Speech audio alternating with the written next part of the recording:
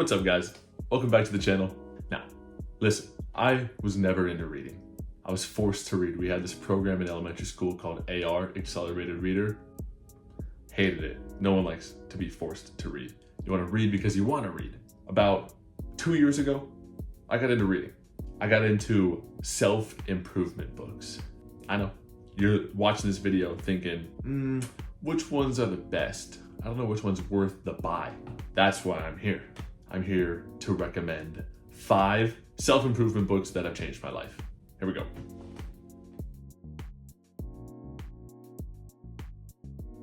The first book that I ever read on my self-improvement novel journey, The Subtle Art of Not Giving a Fuck by Mark Manson. It talks about suffering and how not everything's always gonna go your way. And when it doesn't go your way, do you actually give a fuck about it? Or should you just let it go and not let it bother you? This book is all about choosing what to care about, choosing what to give a fuck about, thinking what is worth my time and energy. You know, do I want to waste time and energy on something that's so minuscule and will have no effect of my life? Or do I want to spend time and energy on something that'll drive myself to the future and drive myself towards my end goal? You gotta choose your battles. Choosing your battles is number 1 lesson that I learned from this book. We all have problems. Everyone has problems, right? What's your problem? My problem right now is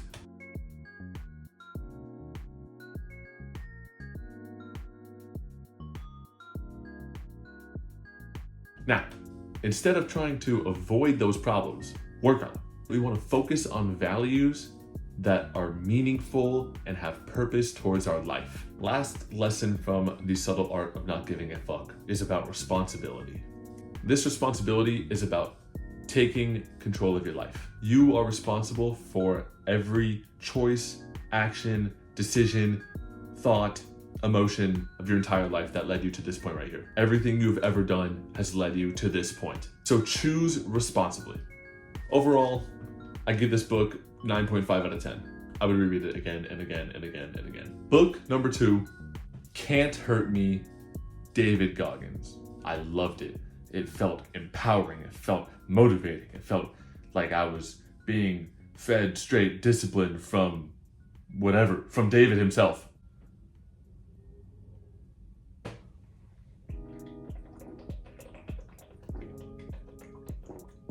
Get your gallon in today. Can't Hurt Me, David Goggins, Master Your Mind and Defy the Odds. Literally the book. All about embracing discomfort.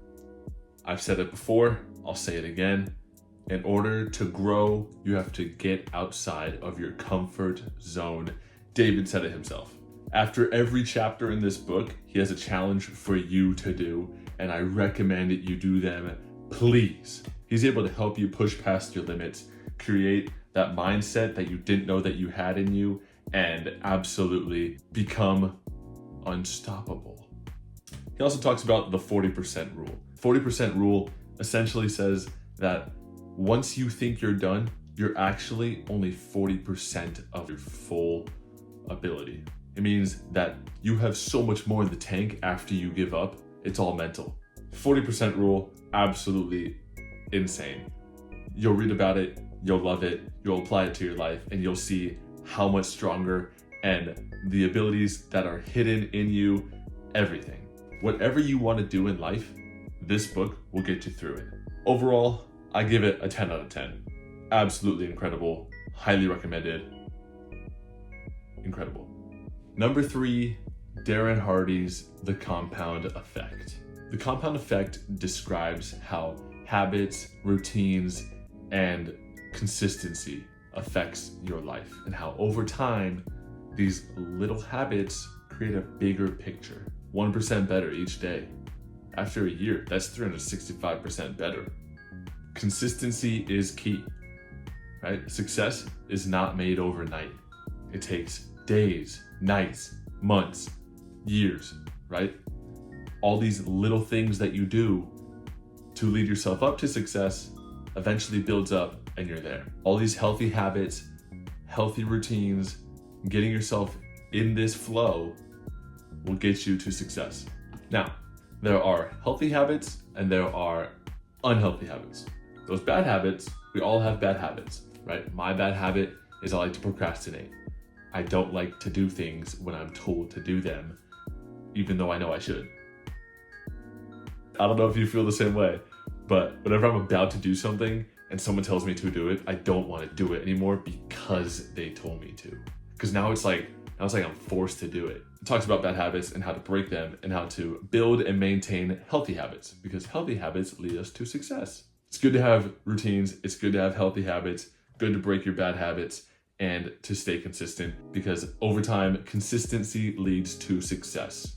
The compound effect, Darren Hardy, I give it a 8.5 out of 10. Coming in at number 4, Essentialism, Greg McKeown. McKeown? I'm gonna say McKeown. Greg McKeown, Essentialism. This book is all about doing less, but better. It's all about finding the essential things in your life, cutting out the bullshit, and doing those essential things better. It isn't about getting more done in less time, it's about getting only the right things done. I just read that. Don't do everything all at once in your life. If you wanna start a YouTube channel, if you want to become a professional sports player, if you want to find a job in sales, if you want to open your own restaurant, you can't do all that. It'd be insane if you did, and I'd be really impressed and would kind of want to talk to you about partnering. But anyway, don't do all those things at once. Focus on a couple. 2 or 3. Technically 2 is a couple, but I'm gonna say 3. Those few things, focus on them, master them, do them exceptionally well, and then move on to the next. Because when you focus on fewer things, it gets rid of that clutter in your mind, right? The clutter. Gets rid of the clutter in your mind and leads to essential success. Now, with those essential things in your mind, you do need to create space and time to think and work on them. This book also suggests doing that. I'm telling you that. Greg's telling you to do that. Your mom and dad are probably telling you to do that too. You should listen to them. You should listen to me. You should listen to Greg. By strategically thinking and analyzing our thoughts, we can evaluate our choices and make more beneficial decisions that will lead us to overall happiness and success. Essentialism. Now, once you find out what is essential to you and you have had time to strategically think about it, it's time for focused action. Focused action is all about eliminating those distractions. We don't like distractions. Distractions drive us away from the road that leads to success. Focused action allows us to be more productive, right? It gets rid of our distractions. It makes us more productive. It leads to success. It allows us to grow. It gets us out of our comfort zone. It makes your mom and dad happy. It brings us to overall a greater sense of well-being. It also is awesome. Essentialism, great book. Greg McKeown, I'm hoping I pronounced that right, is essential. That was good. That was a good pun.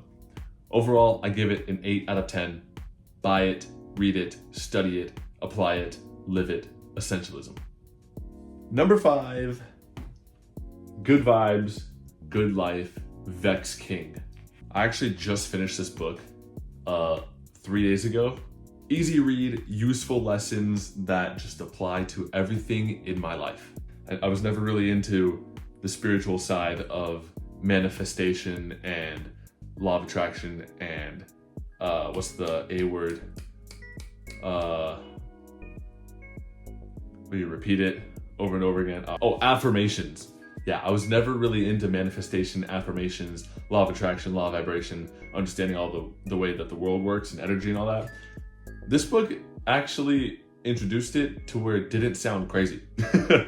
it's all about positive thinking, right? When you think positively, you raise your vibration, you attract those high vibrating emotions, thoughts, and events, and eventually you'll see it apply to your life. It's all about overcoming toxic energy and getting rid of that negative energy, thinking positively, and how it impacts our life, our choices, our decisions that ultimately result in positive outcomes. So by thinking of our past, our present, our future positive experiences, it will attract, law of attraction, it will attract more positive outcomes and results. It also talks about self-love and acceptance. Mr. Vex, what the shit?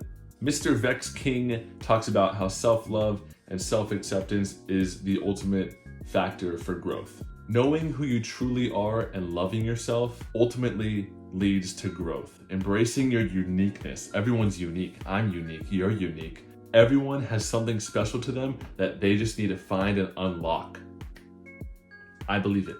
You believe it. We're all meant for something, right? Your job in life is to find out what you were meant to do. By embracing our uniqueness and our strengths, our skills, our specialty, it will allow us to reach our full potential and grow to it and exceed it. Good vibes, good life, Vex King, 9.5 out of 10. Yes, read it. All right, the final book, it's a bonus book. I'm currently reading it. It is Rich Dad, Poor Dad by Robert Kiyosaki. Yes, it is a finance book, but the lessons that can be applied to money and financial freedom can also be applied to life in general, right? So it talks about how handling money isn't really talked about in school. We don't learn it in a way that is actually applicable to life. Same goes for life. No one knows the secret to life. No one knows how to successfully live a life the entire time. We learn from our mistakes. We learn from experience. Rich Dad, Poor Dad, so far, has talked just about that. There's a line that I read yesterday. That's how they teach you in school, he said, smiling. But that is not how life teaches you. Life is the best teacher of all. Most of the time, life does not talk to you. It just sort of pushes you around. Each push is life saying, wake up, there's something I want you to learn. I think that's applicable to everyone. Every time something happens in your life, it's a wake-up call, right? It's a blessing or a lesson. That's how it is. Same goes for Same goes for finances. Rich Dad, Poor Dad does an amazing job at relating financial freedom to life lessons. Overall, Rich Dad, Poor Dad, Robert Kiyosaki. So far, this far in, I give it about an 8 out of 10, but I'm thinking once I'm about here, it's gonna be a 10 out of 10. Recommend it, not just for finances, but for life as well. All of those books have helped me stay on track with my self-improvement journey, and I believe they will do that for you too. I believe they all have something in common, and that's 3 things, right? We have consistency and discipline, responsibility, and positive thinking. All 3 of those will lead to success and self-improvement, and I guarantee you, if you read these books, you will feel so much better about your life and being able to take control of every emotion and thought that you will ever have. I believe by reading these books, you will be unstoppable. You'll be able to control your emotions. You'll be able to think positively 99% of the time because you are allowed to think negatively at some point. The difference is what you do with the negative thoughts, right? Don't let them eat you up. Don't let them affect your mentality. Don't let them control your emotions. Those negative thoughts are bad for you, but they're a good lesson. Read these books. If you're just starting your self-improvement journey, go for it. I recommend all of them. If not, find one that you like, go with it and explore, right? Self-improvement is all about exploring yourself, exploring your thoughts, exploring your emotions. Like this video if you're interested in any of those books that I mentioned today. Comment any recommendations that you have for me or for those watching. I'm always open to read more books and read your comments. And subscribe if you're interested in self-improvement and becoming unstoppable, because that's what this is all about. It's all a journey. It's not going to be overnight. Let's do it together. Thank you very much. Have a great day.